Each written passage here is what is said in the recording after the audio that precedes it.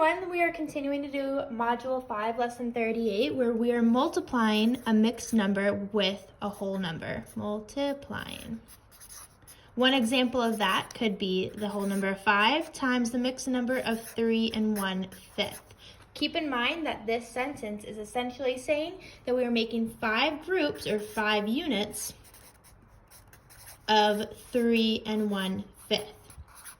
So one important tool that we are using when we are solving for a multiplication sentence like this is we are using the distributive property model.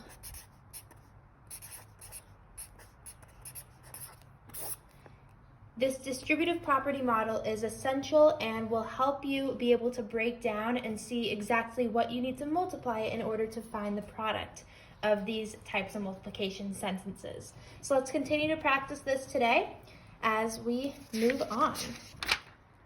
So in this question, we are going to find the unknown factor that goes into this distributive property.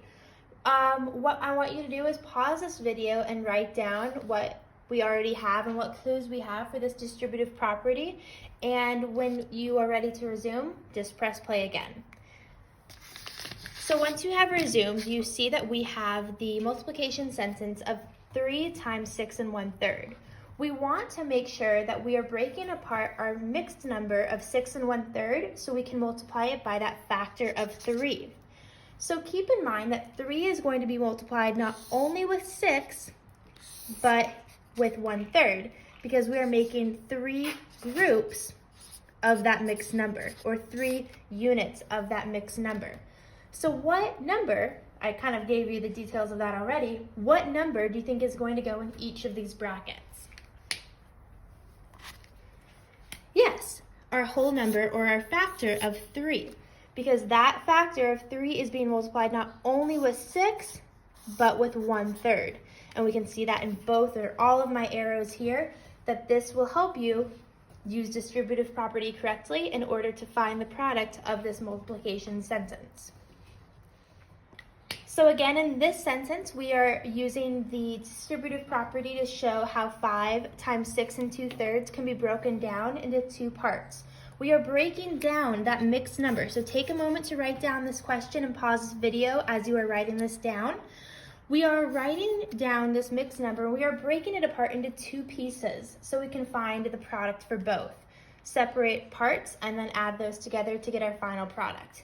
So what we need to do is we need to show how we are making 5 groups of the whole number and 5 groups of that fraction. I'll use the arrows to also show. We want to show that we're making 5 groups of 6 and 5 groups of 2/3. So if I'm going to fill in the blanks of our multiplication sentence and our brackets in this distributive property, what am I going to fill in this first bracket with? What number? Yes, the whole number of 6, because I'm showing that we are multiplying 5 times 6. That's the first part of our mixed number. Now, what goes into our second bracket? Yes, our fraction of 2/3. Now we can check off this second part of our mixed number, so we are showing that we're multiplying not only 5 with 6, but 5 with the 2/3. Once you are able to answer the product of both, you add those together to get your final answer. So this question is 5 times 3 2/5. And in this question, we are just going to solve for it. We are not going to fill in unknown factors, but we are rather going to use the tools and the distributive property that we have in the previous questions to find the product of this multiplication sentence. Our first job is we need to separate that mixed number. We see that it's together and we do not want it to be together because we need to separate it in order to solve for each product. So let's go ahead and write our new multiplication sentence after having separated our 3 from our 2/5. 5 times 3 plus 2/5. So this is showing us that we eventually are going to be multiplying the whole numbers of 5 and 3 together and 5 with the fraction of 2/5. Below, we can make those individual brackets and show how we're multiplying each part. The first bracket will be the whole numbers of 5 times 3. We are going to add that with the multiplication sentence of 5 times 2/5. So now our goal is going to be to solve for each of these brackets. I want you to take a moment and pause this video and solve for 5 times 3 and also solve for 5 times 2/5. Good, so you have resumed this video after solving and you found that 5 times 3 equals 15 and you are adding that with the product of 5 times 2/5, which is 10/5. So, like I was saying in my previous video, it is very easy to say that we are finished by just attaching these two numbers together and calling it done, moving on. But we recognize that this number, 10/5, is an improper fraction, and any improper fraction can be changed to a mixed number, which means whole numbers can be added to our 15. So let's go ahead and solve for the mixed number and translate that 10/5 to a mixed number. We can do so by seeing how many times 5 can go into 10. Yes, you know 5 can go into 10 2 times. Now you subtract the 10 with the product of 5 and 2. Giving you 10. So 10 minus 10, leaving you with 0, meaning you will not have a fraction left over, but you rather have a whole number. Now we can add that whole number to our whole number of 15, giving you the sum of 17. This shows us that 5 times 3 and 2/5 is equal to 17. So in this question, we are working with the multiplication sentence of 2 times 3 and 5/6. So I want you to take a moment and rewrite our multiplication sentence after separating our mixed number of 3 and 5/6. So once you separate it and you have resumed this video, you have shown that 2 is going to be equal, 2 times 3 and 5/6 is equal to 2 times 3 plus 5/6. Now you have the brackets that you're able to work with, showing that you're going to be multiplying those whole numbers of 2 and 3 and the number of 2 times 5/6. So when you're rewritten distributive property, you show that you're multiplying 2 times 3 plus 2 times 5/6. And now we are ready to solve. Take a moment and solve for the product of both of these brackets.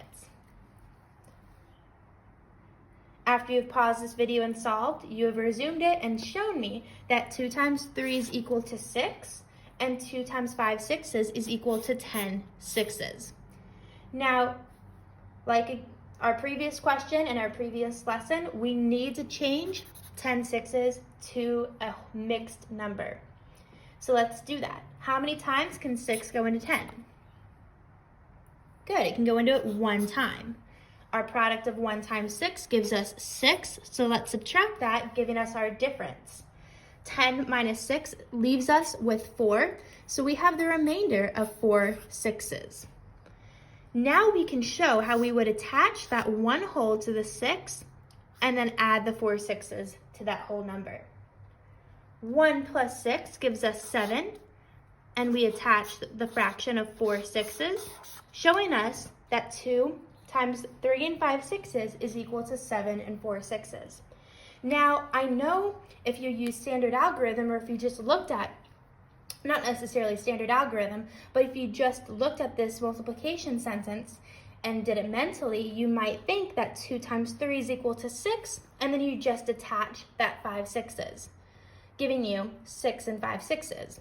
Well, distributive property shows us that the steps are a little more complicated and precise than that. We received the product of 7 and 4/6, so it's not just as simple as multiplying those whole numbers together and then attaching a fraction. We have to use a distributive property to get the exact answer.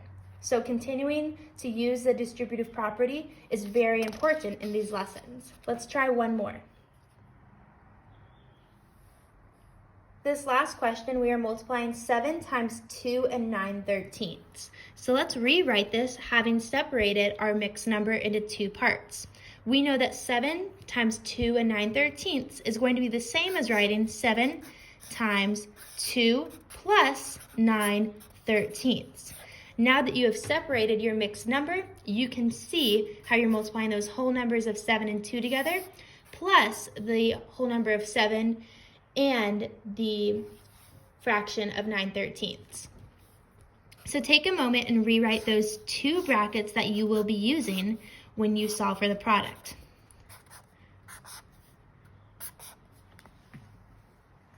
Once you have resumed this video after having paused and solved, you have shown me that you're multiplying 2 times 7, or 7 times 2, and 7 times 9/13. So what we see here is that we need to solve for both of these brackets and then add those brackets together to give us the product. 7 times 2 is going to give you 14, and you're going to add that with the multiplication of 7 times 9/13. Well, 7 times 9 gives you 63, and the denominator of 13. So now we have 14 and 63/13. That is a large number here that we know we can change into a mixed number, adding whole numbers to the 14. So we need to change that improper fraction. So I want you to take a moment, pause this video, and see how many times 13 can go into 63.